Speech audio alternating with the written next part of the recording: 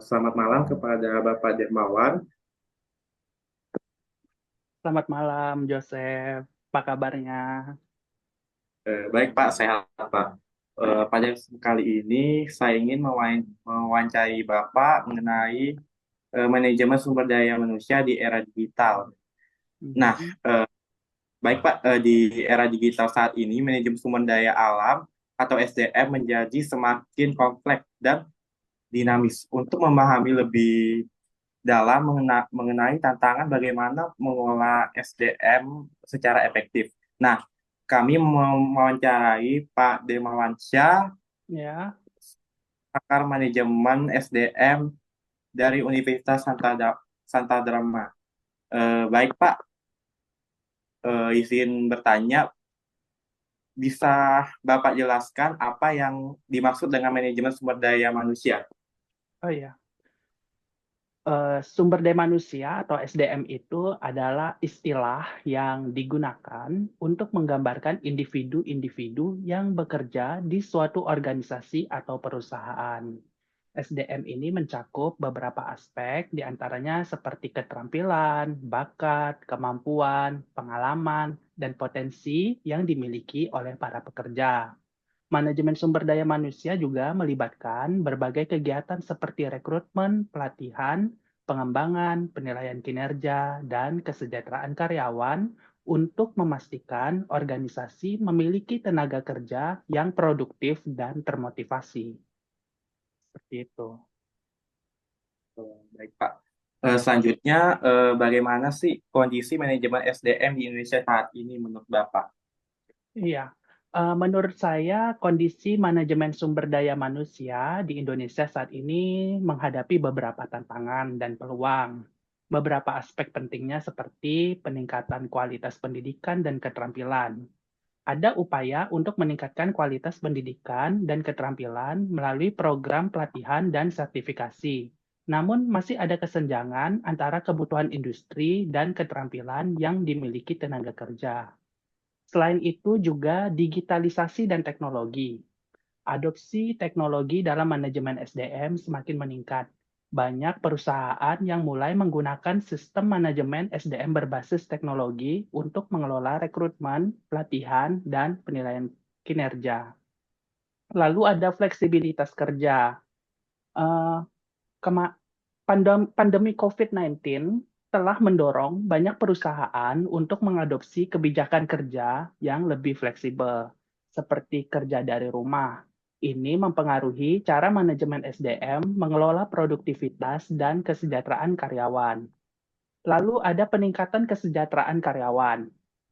Peningkatan kesadaran ini penting untuk kesejahteraan karyawan, termasuk kesehatan mental dan fisiknya. Perusahaan juga mulai memberikan lebih banyak perhatian pada program-program kesejahteraan. Lalu, regulasi dan kebijakan pemerintah. Pemerintah Indonesia terus berupaya memperbaiki regulasi terkait ketenaga kerjaan, termasuk Undang-Undang Cipta Kerja, yang bertujuan untuk menciptakan lebih banyak lapangan kerja dan memudahkan investasi. Di samping itu juga ada keberagaman dan inklusi. Isu keberagaman dan inklusi mulai mendapatkan perhatian lebih. Perusahaan berusaha menciptakan lingkungan kerja yang lebih inklusif bagi semua karyawan tanpa memandang latar belakang. Secara keseluruhan, manajemen SDM di Indonesia sedang berkembang menuju arah yang lebih baik, meskipun masih menghadapi tantangan dalam menyelaraskan kebutuhan pasar kerja dengan keterampilan tenaga kerja serta dalam menghadapi perubahan teknologi dan tuntutan kesejahteraan karyawan. Seperti itu. Oke, baik Pak. Untuk pertanyaan selanjutnya, apa saja sih tantangan utama dalam manajemen SDM Indonesia ini?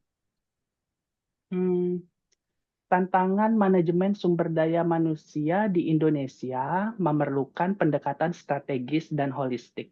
Berikut beberapa solusi, beberapa tantangan ya, pertanyaannya ya. Iya, ya. Tantangan Pak ya. Oh ya, tantangannya diantaranya adalah kesenjangan keterampilan. Ada kesenjangan antara keterampilan yang dimiliki tenaga kerja dan yang dibutuhkan oleh industri. Ini seringkali disebabkan oleh kurikulum pendidikan yang kurang sesuai dengan kebutuhan pasar kerja.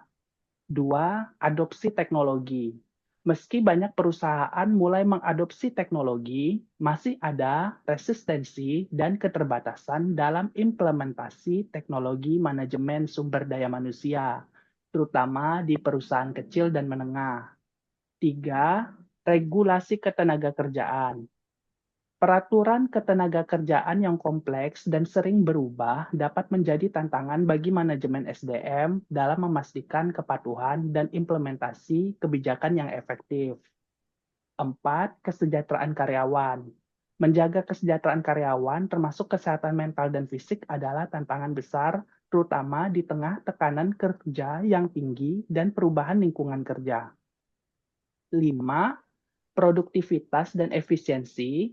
Meningkatkan produktivitas tenaga kerja seringkali sulit tanpa dukungan pelatihan yang memadai dan lingkungan kerja yang kondusif. 6. Keberagaman dan inklusi. Membangun lingkungan kerja yang inklusif dan menghargai keberagaman masih menjadi tantangan, terutama di perusahaan yang belum memiliki kebijakan yang jelas terkait hal ini. Lalu ada pula pengembangan kepemimpinan. Kekurangan pemimpin yang kompeten dan berpengalaman dapat menghambat pertumbuhan perusahaan. Pengembangan kepemimpinan yang efektif sangat diperlukan. Itu jawaban saya. Baik, Pak. Untuk pertanyaan selanjutnya, bagaimana sih solusi Bapak yang bisa diterapkan untuk mengatasi tantangan tersebut? Nah, apa nih, Pak? Iya, untuk mengatasi tantangan seperti yang saya sebutkan tadi, kita memerlukan pendekatan, di antaranya adalah seperti mengurangi kesenjangan keterampilan. Perusahaan dapat bekerja sama dengan institusi pendidikan untuk merancang suatu kurikulum yang sesuai dengan kebutuhan industri, atau dengan cara pelatihan dan sertifikasi, menyediakan program pelatihan dan sertifikasi untuk karyawan guna meningkatkan keterampilan mereka sesuai dengan perkembangan teknologi dan kebutuhan pasar. Lalu ada juga investasi dalam teknologi SDM, yakni mengadopsi sistem manajemen SDM yang terintegrasi dan berbasis teknologi untuk efisiensi dalam pengelolaan rekrutmen, pelatihan, dan penilaian kinerja. Melatih karyawan juga untuk menggunakan teknologi baru dengan efektif.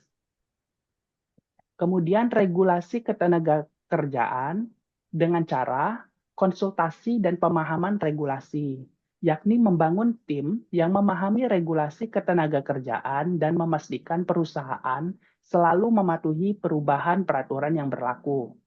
Lalu advokasi kebijakan berkolaborasi dengan pemerintah dan asosiasi industri untuk mengadvokasi kebijakan yang lebih mendukung pertumbuhan dan kesejahteraan tenaga kerja.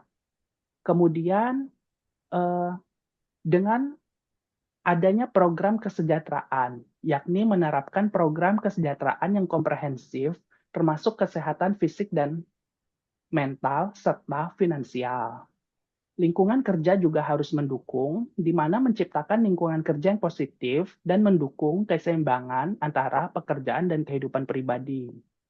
Lalu, dengan cara mengevaluasi kinerja dan umpan balik, yakni mengimplementasikan sistem penilaian kinerja yang transparan dan memberikan umpan balik yang konstruktif.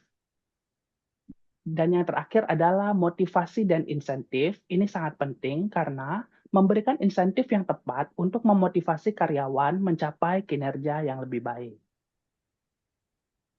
Demikian jawaban Oke, saya. baik, Pak. Untuk pertanyaan selanjutnya, bagaimana sih peran teknologi dalam manajemen SDM di era digital saat ini? Peran teknologi saat ini di era digital sangat signifikan. Beberapa cara teknologi itu mempengaruhi dan meningkatkan manajemen SDM. Contohnya di saat rekrutmen dan seleksi. Ada situs web seperti LinkedIn, Glassdoor, dan portal pekerjaan lainnya yang memungkinkan perusahaan untuk menjangkau calon karyawan yang lebih luas dan beragam.